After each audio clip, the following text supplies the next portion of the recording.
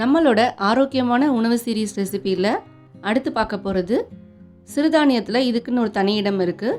வெள்ளை சோளத்தை யூஸ் பண்ணி மொறுமொறுப்பான தோசையும் பஞ்சு போல் சாஃப்டான இட்லியும் எப்படி செய்கிறதுன்னு பார்க்கலாம். வெல்கம் டு சன்விகா சமையலறை. வீடியோக்குள்ளே போகிறதுக்கு முன்னாடி நம்ம சேனலை ஃபஸ்ட் டைம் பார்க்குறீங்கன்னா சப்ஸ்கிரைப் பண்ணிக்கோங்க.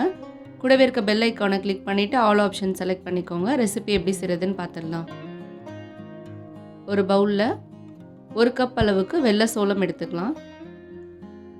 இது 200 கிராம் அளவு இருக்கும். இதை 2லேருந்து 3 முறை நல்லா கழுவி எடுத்துக்கோங்க.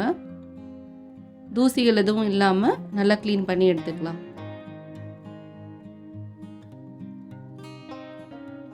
இப்போ கழுவி எடுத்துருக்க சோளத்தில் சோளம் மூழ்கிற அளவுக்கு தண்ணி ஊற்றிக்கலாம்.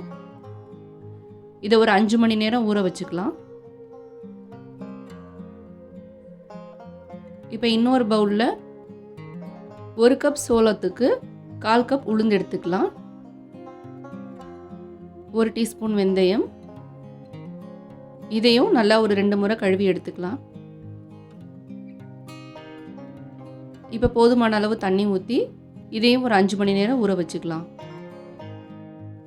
இப்போ 5 மணி நேரம் கழித்து மாவு அரைக்கிறதுக்கு ஒரு 10 நிமிஷத்துக்கு முன்னாடி ஊற வச்ச சோளத்தோட 1/4 கப் அவல் சேர்த்துக்கலாம். இது நீங்கள் வெள்ளை சிகப்பு அவல் எது வேணாலும் சேர்த்துக்கலாம். இப்போ ஒரு முறை நல்லா இந்த மாதிரி கலந்து விட்டுட்டு ஒரு 10 நிமிஷம் ஊற வச்சுக்கோங்க. அவல் ஊற வச்சு 10 நிமிஷத்துக்கு அப்புறம் உளுந்தும் சோளமும் அரைக்கிறதுக்கு தயாராக இருக்குது. முதல்ல உளுந்து அரைச்சி எடுத்துக்கலாம். தண்ணியெல்லாம் வடிச்சிட்டு கொஞ்சமாக தண்ணியோட உளுந்த மிக்சர் ஜாரில் மாற்றிக்கலாம். இதை இந்த மாதிரி நல்லா கெட்டியாக அரைச்சி எடுத்துக்கோங்க. முதலையே சோளம் அரைச்சிட்டிங்கன்னா உளுந்து அரைக்கும் போது மிக்ஸி சூடாயிடும். அதனால் முதல்ல உளுந்து அரைச்சி எடுத்துட்டு அதே ஜாரில் ஊற வச்ச சோளத்தையும் அவளையும் சேர்த்துக்கலாம். கொஞ்சம் கொஞ்சமாக தண்ணி சேர்த்து இட்லி மாவு பதத்துக்கு அரைச்சி எடுத்துக்கலாம். கொஞ்சம் கொரகொரப்பாக இருக்கணும். அதே சமயம் ரொம்ப தண்ணி இல்லாமல் அரைச்சி எடுத்துக்கோங்க. உளுந்து சோளம் இப்போ 2ஐயும் அரைச்சி எடுத்தாச்சு. தேவையான அளவு உப்பு போட்டுக்கலாம். 1 டீஸ்பூன் அளவுக்கு உப்பு சேர்த்துருக்கேன். இதை ஒரு முறை நல்லா மெதுவாக கலந்து விட்டுடுங்க. இப்போ மூடி போட்டு 8 மணி நேரம் இல்லைன்னா ஓவர் நைட் புளிக்க வச்சு எடுத்துக்கலாம். 8 மணி நேரத்துக்கு அப்புறம் பாருங்கள், நம்ம அரைக்கும் போது பாதி அளவு தான் இருந்தது. இப்போ இந்த அளவுக்கு நல்லா பொங்கி வந்திருக்கு. இதை ஒரு முறை நல்லா மெதுவாக இந்த மாதிரி மிக்ஸ் பண்ணி கொடுங்க. நம்ம நார்மலாக அரைக்கிற இட்லி தோசை மாவு மாதிரி புளிச்சதுக்கப்புறம் ரொம்ப மிக்ஸ் பண்ணிங்கன்னா சிறுதானிய மாவு கொஞ்சம் ஹார்டாகிடும். கலந்து எடுத்ததும் முதல் பேட்சை இட்லி ஊற்றி எடுத்துக்கலாம். பாருங்கள், நம்ம நார்மலாக கிரைண்டரில் அரைக்கிற மாதிரி நல்லா மாவு கெட்டியாக பொங்கி வந்திருக்கு. இதை எப்பவும் போல் ஒரு 10 நிமிஷம் நல்லா ஆவியில் வேக வச்சு எடுத்துக்கோங்க. இப்போ இட்லி வெந்துட்டு இருக்க டைமில் நம்ம தோசை ஊற்றிடலாம். இட்லியை விட தோசை ஊற்றும் போது மாவில் கொஞ்சமாக தண்ணி சேர்த்து கலந்து எடுத்துக்கோங்க.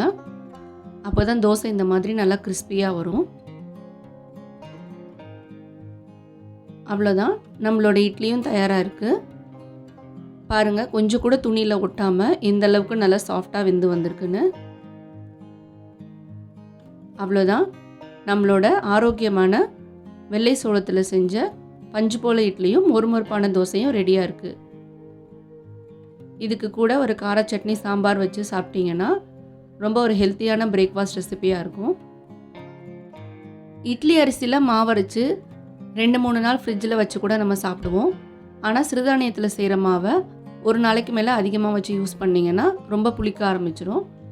அதனால் மாவை உங்களுக்கு தேவையான அளவு அரைச்சி எடுத்துக்கோங்க. பாருங்கள், நல்லா சாஃப்டாக கையில் ஒட்டாத அளவுக்கு எவ்வளோ சூப்பராக இருக்குன்னு. இதே மாதிரி ஹெல்த்தியான பிரேக்ஃபாஸ்ட் அண்ட் டின்னர் ரெசிபீஸ்லாம் பார்க்குறதுக்கு நம்ம சேனலை மறக்காமல் சப்ஸ்கிரைப் பண்ணிக்கோங்க. வீடியோ பிடிச்சிருந்தா லைக் பண்ண மறக்காதீங்க. கண்டிப்பாக ஷேர் பண்ணுங்கள்.